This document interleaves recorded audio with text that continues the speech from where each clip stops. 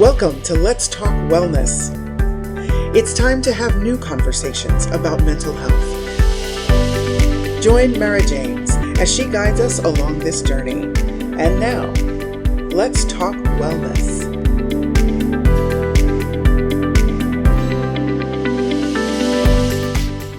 Welcome to Let's Talk Wellness. I'm your host, Mara James, and I want to say thank you for joining us today.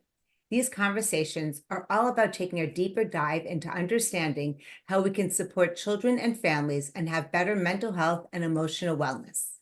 Let's Talk Wellness is brought to you by the Extraordinary Lives Foundation, a nonprofit organization whose mission is to improve children's mental health and emotional wellness.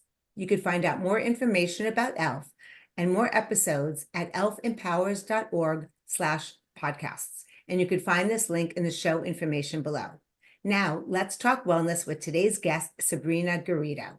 Sabrina is a licensed marriage and family therapist. She has an office in Orange County and also sees clients virtually. Welcome, Sabrina. Hi, thank you so much for having me. Yeah, it's great to be here. Happy Monday. Happy Monday. I love your pink jacket, by the way. Thank you. So let's dive right into it. What kind of patients have you been seeing lately?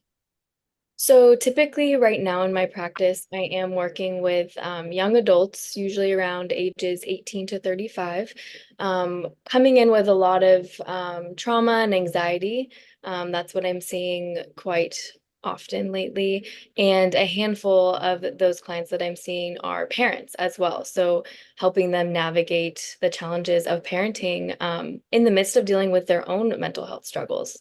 Oh, that's a lot for sure. So have you seen a shift in anxiety since COVID or since anything, or has it just been constant for as long as you can remember? Yeah, no, 100%. There's been an increased level of anxiety since COVID has happened. The ramifications we're still feeling and they're still affecting us today. So there's definitely an uptick in anxiety after COVID. And then with, parenting their children who aren't able to go to school and now going back to school and dealing with, the transition, that has been a big challenge I've seen for sure. Wow. And then when you talk about trauma, is it recent traumas that these your patients are experiencing? Is it old childhood traumas that are resurfacing? Sure. I mean, I would say all of the above.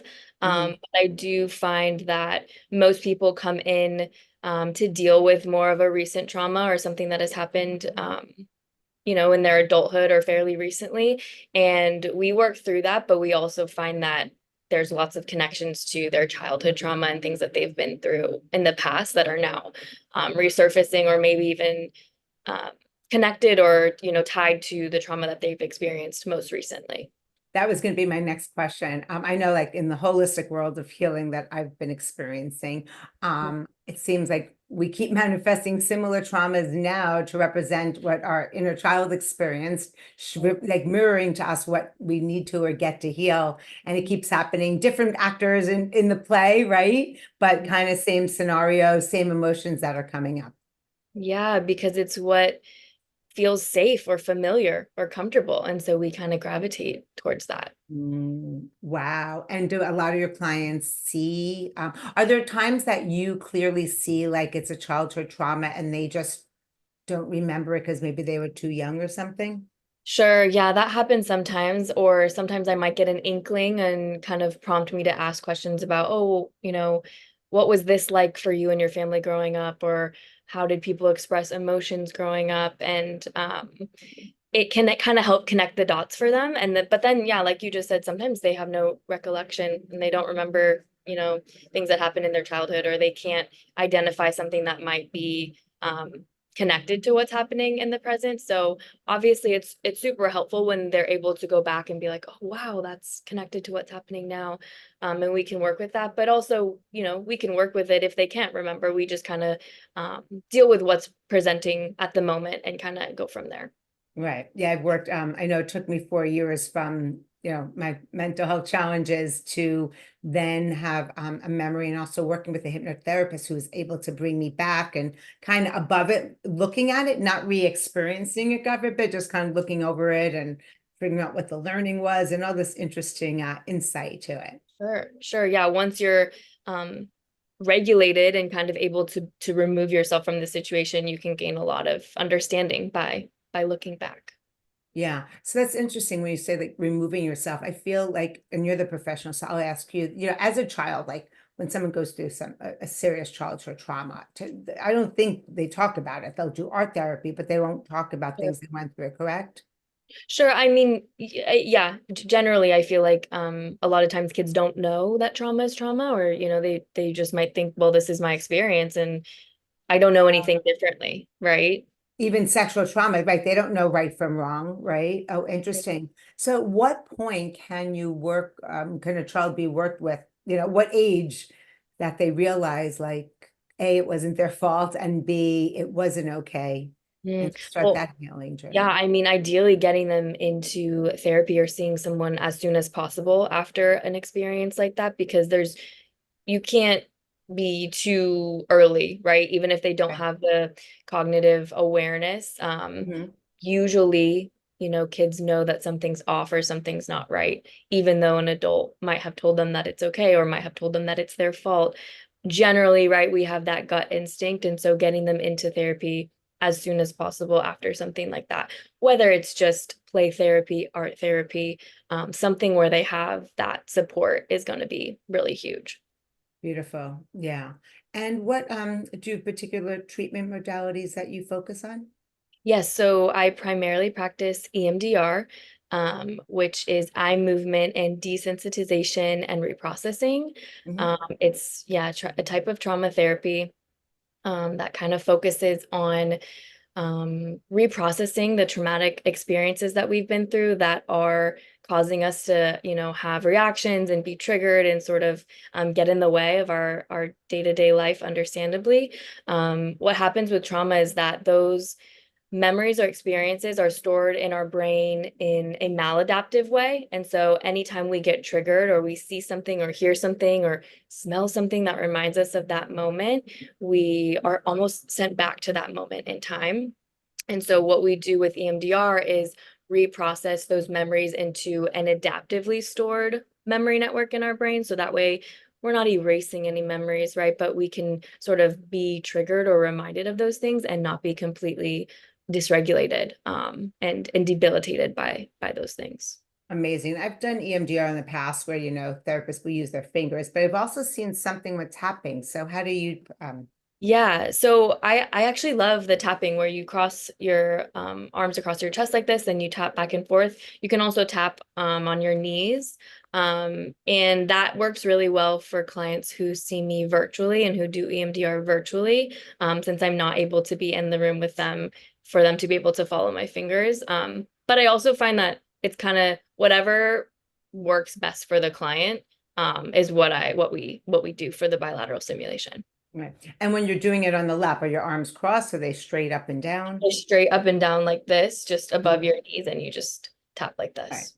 And then so how does it work? Are you speaking through the trauma and they repeat it back and it desensitizes Sure. or? Yeah, so what I really like about EMDR is that sometimes talking about our trauma is re-traumatizing, right? It's like we're Yeah, yeah. going through it again.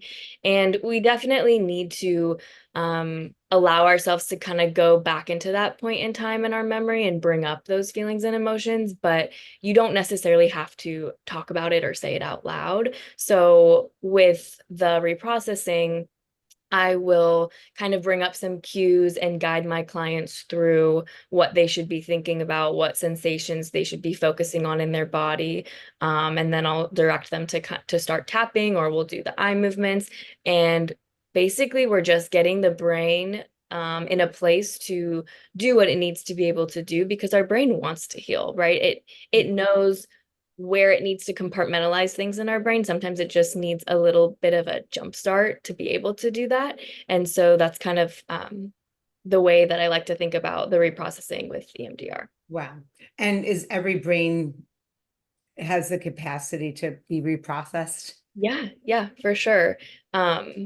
I think, and this is obviously developed as a trauma modality, but I've even had really great success with clients with severe anxiety or phobias or really low self-esteem, that we can use EMDR to reprocess some of these negative beliefs they have about themselves or the fears they have stemming from their anxiety. And it's really helpful for them. Interesting. So low self-esteem to me doesn't seem like a trauma per se. So how would that look, a session with doing that with EMDR? Sure. Well, generally, I find that low self-esteem is a result of trauma. And so we kind of, on Mhm. the surface, it's looking and showing up as low self-esteem. But if we can go back a little bit, there's usually some sort of traumatic experience that they've been through. Low self-esteem is results probably from a trauma. Wow. Wow. That's Mhm. pretty basic and pretty profound. Sure. Yeah. Wow, Yeah. that's so, yeah, so interesting. I love that. That is just amazing. When we spoke last, we talked about an attachment-based lens. Mhm. Can you share what that is? Sure, yeah. So I love to practice therapy through an attachment-based lens, which basically means kind of going back into our childhood and the way that we were raised, who we were raised by, our parents or caregivers, how we connect and attach to them informs how we will connect and attach and relate to everyone in our life from then on. So whether that's, I think generally we think of like our romantic partners, but it's also how we relate to friends, coworkers, strangers even, right? The way that we interact and connect to other people. So looking at the type of relationship that you had with your parents or caregivers is so informative for looking at what challenges you might be facing in your daily life and relationships in the present. Wow. So I understand that you do a lot of reprocessing of the belief systems, Yes. right? If someone's not safe, someone's not worthy. What would those sessions look like? Right. So if someone's feeling unworthy, I see that one a lot. What we do with EMDR is we identify the negative belief. So oftentimes it's I'm unworthy. We also then want to identify a positive belief, something you would like to believe about yourself instead, right? So generally it's usually just the opposite, right? I am worthy. Yeah, that was And easy. so, yeah, it's very straightforward, right? But these beliefs are so deeply ingrained in us and feel so intense that it takes a lot of work to go from I'm unworthy to I am worthy. And same as, maybe the belief is I am unsafe. Well, we would like to believe that we are safe, right? And Yeah. so we reprocess the negative belief. And then what we do is we install or kind of reassociate the memory with the positive belief. And so um, installing that positive belief of I am safe, I am worthy can be really powerful. And that's when you see kind of the biggest shift with clients. Wow. Yeah. So many people not feeling safe if they've had a childhood trauma. Mm. It's unbelievable. I love, oh my gosh, this is great. Like obviously, I like that you're working with a younger age. I'm definitely being able to redo that. Sure. Of Um, course. and so just to recap, for a client, do they need to remember their childhood trauma in order for this to work? Generally, yes, they need to remember or at least be able to, identify, oh, there was a weird experience with my uncle or something like that. They don't need to be able to remember everything in complete detail. Um, so for this to be effective, generally, yes, you need to be able to remember something that has happened. However, I have seen cases where the client didn't remember something, and then in the process of reprocessing, something came to mind, or these sort of clouds were lifted off of these memories, maybe. But then they were able to be like, oh, no wonder this is hard for me because now I just remembered that this has happened. Right. Yeah. It's interesting because when I first, I was healing for 4 years and then I finally had a vision of my childhood trauma. And Yeah, the healer said she wanted me to re-experience it over and over and over again until it had zero effect on me. sure. And every one of my healers said, absolutely not. You do. I mean, it was just like, why would I want to re-traumatize myself like that? So I was Yeah. grateful for her helping me and grateful never to have to work with her again. Yeah, I'm glad you Oh, found something that worked oh better. my goodness. And do you work with DBT and CBT? Yeah, so I definitely think that those are a great complement to the work that we're doing with EMDR and sort of dealing with the emotions and effects of reprocessing trauma. So CBT is cognitive behavioral therapy, and that works with your thoughts and how they influence your behaviors and emotions. It's sort of like we call it the cognitive triangle, the thoughts, emotions, and behaviors.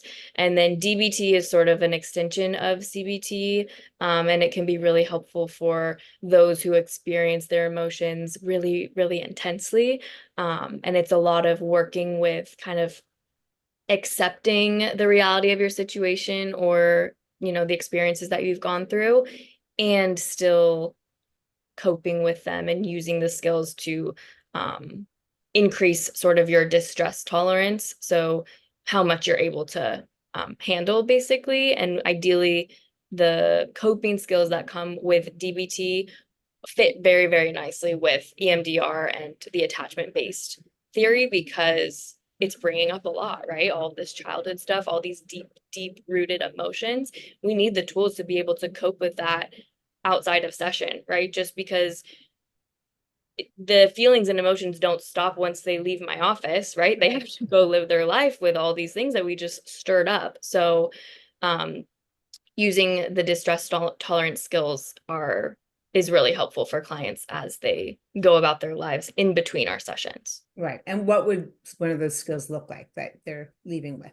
Sure. So a lot of like mindfulness skills. So my favorite one is called the 5 4 3 2 1, and it activates all five of our senses. So if you're feeling overwhelmed or dysregulated and you kind of just need a moment, you identify 5 things you can see, 4 things you can touch, 3 things you can hear, 2 things you can smell, and 1 thing you can taste. And it does a really, really good job of just kind of bringing you back into the moment. Um, so that's kind of my favorite one that I like to give clients. Is that something you made up or you learned? No, I learned it in school. It's a really popular skill, but it's so effective. I think that's why it's so popular. Yeah. Oh, I love it. It's fun too. Yeah. That is really interesting. And I like it because I do it. I oftentimes end my sessions with that with clients and I'll kind of guide them through it. But I really like it because it's something that they can do on their own. They don't need me to do it with them. And it's also very subtle. So, if you're out in public and you're having anxiety or you're, thinking about something that was stressful, you can do that 5 4 3 2 1 exercise and no one would even know you're doing a coping skill. Oh, fun. So can you guide us through it Sure. now? Want me to Yeah. guide you through it? Yeah. Okay, so go ahead and just take a moment and tell me 5 things that you can see around you. A giraffe, a light, you, a picture and a cup of water. Good. And then 4 things you can touch or feel. My desk, phone, microphone, squeezy toy. Mhm. And 3 things you can hear. You, Mhm. birds, and some static on my computer. Yeah, good. And then 2 things you can smell. Some oil burning. Two, Something you would like to smell. I like to smell, oh, cotton candy. Yeah. And then 1 thing you can taste, or maybe something you tasted earlier. Coffee. Yeah. Good. How do you feel? Good. Well, it's funny because like I'm giggling through it, so I feel lighter from it. Yeah. I love it. So let me ask you a question. My son, gifted and challenged when he was younger, like if he saw a spider, someone would be like, "Oh, there's a spider," as opposed to "There's a spider, it's going to bite me and I'm going to die." Right. Mhm. So, definitely, Zoloft was great for him. But how would you work with that type of situation? Sort of like the anxiety that Yeah. presents Yeah. itself. Yeah, so I would first really work on those distress tolerance skills, those coping skills. So the 5 4 3 2 1, deep breathing. There's so many others if they have like a fidget that they can kind of mess with. Like Mm-hmm. those poppets are really popular. Those are really Mm-hmm. cool. Um, Cold like ice, like an ice pack or ice cubes. If you hold ice cubes, that can kind of sort of shock your nervous system and kind of Yeah. help kind of regulate it. because the reason I jump right to the coping skills is because we're not going to just get rid of spiders being out in the world, right? They're always going to be there, Yeah. fortunately, for those. Right. And so it's not trying to change the things that we can't change or can't control, but it's okay, I can control the way that I manage my anxiety or Yeah. cope with my anxiety. So I'm going to focus on these coping skills first before we can even begin to do anything else. I love that. And, there's that saying, like, we can't change another person. We could change how we respond to them. And this is the same. Yes, 100%. That is so amazing. So we're going to take a quick break. And when we come back, we're going to talk about how traumas and anxiety affect relationships with our children. So stay tuned. We hope that you're enjoying today's Let's Talk Wellness podcast. And if you have a topic that you would like us to explore, we would love to hear from you. Simply email us at info@elfempowers.org. That's info@elfempowers.org. And now, back to the show. Welcome back to Let's Talk Wellness. I'm your host, Mara James, and today we have Sabrina Garrido. Welcome back, Sabrina. Thank you. So let's get right into it. How traumas and anxiety affects one's relationship with their children and spouse. I'm going to add that in too. I'm sure you have a lot to talk about. So, oh yeah, of course. So I love that we're talking about this because I think so much of what I see in parenting advice and coaches and everything like that is focusing on your children, right? And how to manage their behaviors and support them and all of that, which is so important. But there's a whole other component of parenting, which is your relationship that you have with yourself and your ability to manage your own anxiety, your own childhood trauma, your own work stress, your own relationship stress, right? And so if we as a parent are completely dysregulated all the time and super overwhelmed and super stressed out, how do you think we're going to show up as a parent? Super overwhelmed and super stressed out, right? And our kids are very perceptive and attuned to mom and dad's emotions and can pick up on that and feel the effects of that. And so it's your responsibility as a parent to manage your own anxiety, stress, and anything that comes up in order to be the best version of yourself. And I wish I knew that right there as a parent with younger children. We talk about the word empath, where like these children are empathic. They literally feel our energy and our emotions, and they think they're their own, right?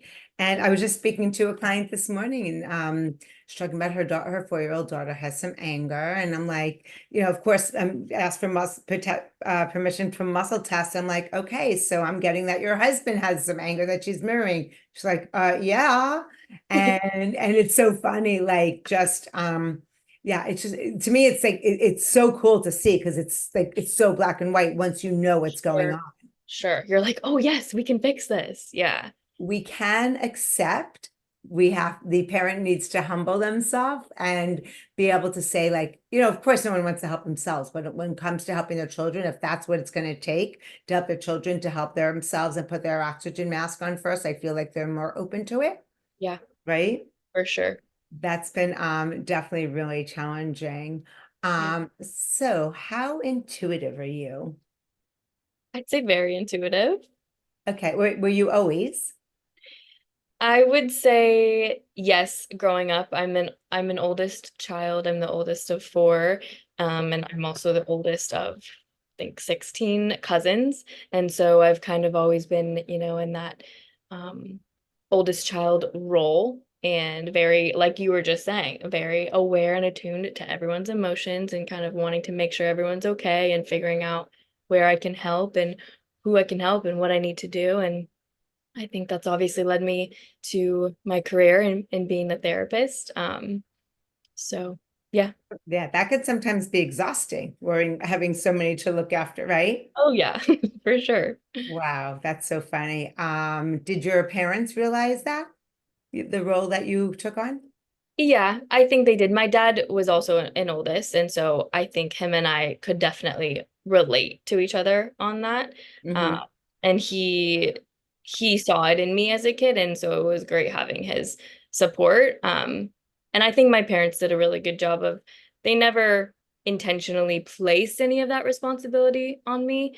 It was something that I kind of took upon myself because I liked it. I liked being in that leadership role in a way. Yeah. Funny. Was there anything ever scary that when you were younger, you're like, how did I know that? And where did that come from? Mm, I don't know, not that comes to mind immediately. But just I think I was very mature for my age, and so I think I don't recall anything being really scary, but um, just like this is my job. I'm the big sister. Like this is what I have to do. Wow, that's so cool. So what other advice do you have to help parents succeed, especially in today's age with so much fear and anger and anxiety and all these emotions running rampant? Yeah. Yeah, one thing I do want to say, because we were talking about how it's important for parents to take care of their own emotions and take care of themselves before or in order to be really effective parents. That's not to say that we can't ever let our child see our emotions, or they can see us cry, they can see us be stressed, they can see us be angry, right? But it's how we, again, how we handle that, how we manage that. And what's so huge is how we communicate that to the kids, right? Because Mhm. if we just see like dad's always angry and always yelling, and we don't know why, or we don't know what we did, or we don't know if it's our fault or who he's mad at, there's so much confusion in that, which can be so scary, right? Or if we see mom always super stressed out and never present, never available, and we don't know why, that can be really scary and confusing. And we, again, oftentimes kids, we don't have the capacity to understand that parents have their, parents are human and have lives of their own. So we just take the blame. Well, like it must be me, right? I must be why mom is so stressed out. I must be why dad is so angry and yelling. So I think the communication, hey, mom had a really stressful day at work today, and I love you so much, and you're not the cause of my stress, and I'm sorry if I was sounded mean earlier or something like that. Really just explaining to them, yeah, I'm a human and I get stressed out, I get upset too. It's not your fault. I still love you no matter what. I'm just having a hard day. That is like so powerful. And it is so simple, right? But it's so, so powerful. So you say so simple, and I think how hard it is for a parent to be able to be so strong, to be that vulnerable, Good. especially a man. Sorry, Yeah. no, I mean, to be like, Well, like, I right. don't know. I just feel like that's really, it's so simple to do, yet so simple to say, but so hard to do. Well, and you're right, because I say simple, but it's not easy, Oh, right? It's simple, but simple, not, yeah, but it's not easy to do. yeah, And so I think that goes back to parents, as parents, being able to be in touch with your own emotions and be able to identify and communicate and manage your own emotions. Because again, if we can't do it with ourselves, how are we going to be able to communicate that to our kid? How how are we going to be able to communicate that with our partner? yeah, Right? And so many people don't. So many parents, or even people who aren't parents, right, struggle with communicating. And like you said, the word being vulnerable. If we can't be vulnerable with ourselves, if we can't be vulnerable with our partner, we're not going to be able to be vulnerable with our kids. yeah. So it's, And yeah, yeah. doing that work to be able to get to that place. Right. And it's funny because it really is, people think, oh, I'm weak if I'm vulnerable. It's actually the opposite. You have to be Such, so strong to be open to being vulnerable, right? It's just so powerful. so powerful. Wow. Okay. So what else help parents succeed? Like, but let me ask you this. I'm gonna go for so my husband's an OBGYN, and I see so many of his patients that I used to run his office, and they'd be like, a lot of mothers would sleep in bed with the baby instead of the husband, right? And then just all this, oh my God, there's so many convoluted lines, Sure. like, and it's not here to teach about, co-sleeping and all that stuff, Great. but it's just unbelievable when, you know, like our issues get involved with our parenting. And, it's Right. like, when do you parent from the heart versus the mind? And how do we enable versus empower versus enable and all that stuff. Boundaries, all of that stuff. Boundaries. I think this, like you said, we're not here to educate people on co-sleeping and stuff like that. I want to stay within my scope. But what comes with that is setting expectations, clear expectations and boundaries about all of the things in parenting, right? How are we going to do this? How are we going to do that? What are the conversations about this going to be? I think if you can do your, obviously we don't know everything and we can't predict the future. We can't predict every single thing that's going to happen, but doing your best to set clear expectations with your partner about the ways that you're going to parent or things that you're going to do is huge. And I think that can obviously be applied to anything, is setting clear expectations. So we know what we're getting ourselves into, rather than, oh, we never talked about this and now we never, sleep in the bed together. And now there's that relationship stress put on us. And now the kid is obviously going to feel the effects of that, even if it is a newborn, right? Because we're all connected and they're so attuned. And so setting those expectations, and then also boundaries. Boundaries can be really, really hard for parents to set, right? Because we don't want to come off as mean. We don't want to come off as unloving or that we don't care. And that is actually the complete opposite of what boundaries are. Setting a boundary means that I care so much about you that I have to set this boundary for your safety, for our relationship, for your success, right? For all of the things. If I didn't set this boundary and I just let you eat as much candy as you wanted every night, that would mean that I actually don't care about you, because I don't care about your health or your safety, right? And so if we can figure out how to make that switch in our brains of what boundaries actually are, that they're not mean, they're not cold, they're not uncaring, they're actually like the highest form of showing somebody that you care about them, right? Like, I care about you so much that I want this relationship to work and be healthy and feel good for both of us. So I have to set this. Otherwise, it's not going to be that way. Right. And I feel like kids crave boundaries and need them. They'll push our buttons and keep, you give them an inch, they'll ask for a mile, take the extra mile. But that's so, yeah, interesting way to look at it, that it shows that we care about them even more. Wow. That you're willing to set this boundary, even though it might be hard. Wow, wow, wow. And do you ever work with couples like that? I have, yeah. I don't currently work with couples in my practice right now, but I do have experience working with couples. A lot of the issues I saw were parenting issues and how to navigate that, and how to, not let the parenting stuff affect your, the relationship between the two of you.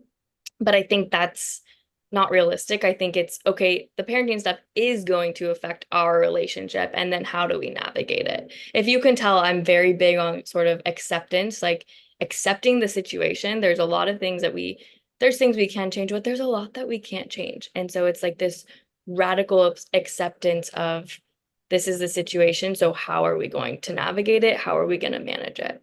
Yeah, I see so many couples that they just have different thoughts about like what those boundaries should be. And speaking back about boundaries, can boundaries be negotiable? They can. Yeah, they definitely can. And I think they should, because if you are someone who just has all these very rigid and strict boundaries for everything all the time, like that's not a way to ensure that your relationships are going to thrive, right? It's important that they can be flexible, negotiable, like you said. With that being said, though, I think there's obviously going to be a few or a handful where, these are my non-negotiables, and like this is a boundary that I will not allow to be crossed. But sure, maybe, we can have pizza for dinner instead of macaroni and cheese, right? Or breakfast dinner once in a while. I always used to love doing that. Right. Yeah, boundaries. And so much of the stuff like we didn't learn as children, right? We know what didn't work. We don't know really what worked. And it's so different. Like, and also when we as children don't learn, like having healthy parents and then we become parents like, wait, what? Right. Like, yeah, parenting classes to me are, and obviously there are different people that teach different philosophies, but it's so Sure. important, right? I mean, some things are intuitive and, it's interesting. So I don't know if this is a fact, but I found a lot of women are more intuitive and in touch with their gut than men. Is that a thing? Yeah, I would say so. Yeah. Yeah. And then like, because, our gut says something and the spouse is like, the father's like, no, no, no. And it was like, yes, yes, yes. And then of course, when you get into that fight, like it affects the whole family Right. for Right. sure. Yeah. Wow, wow, wow. Sabrina, what's the best way for people watching or listening to get in touch with you? Yeah, so you can go to my website, which is www.sabrinagarridotherapy.com. All the information you would need will be on that website. And then I also have an Instagram page, which is at Therapy with Sabrina. Oh, beautiful. And we'll put those links in the show information. And do you work in person or virtually or both or neither? No. Yeah, I do both. I see clients in person in my office in Orange County. It's in Costa Mesa. And then I also see clients virtually. So you could live anywhere in the state of California. Beautiful, beautiful, beautiful. Well, I want to say thank you for sharing all of your wisdom and knowledge with us today. And you and all of our friends out there, you are amazing. Thank you so much. It was so great to be here. Thank you for joining us for this episode of Let's Talk Wellness. This podcast has been brought to you by the Extraordinary Lives Foundation, a 501c3 nonprofit organization. If you would like to listen to more conversations like this, we invite you to subscribe to our mailing list at www.elfempowers.org to be notified when our episodes are published. Thank you for joining us, and we look forward to bringing you our next conversation on Let's Talk Wellness.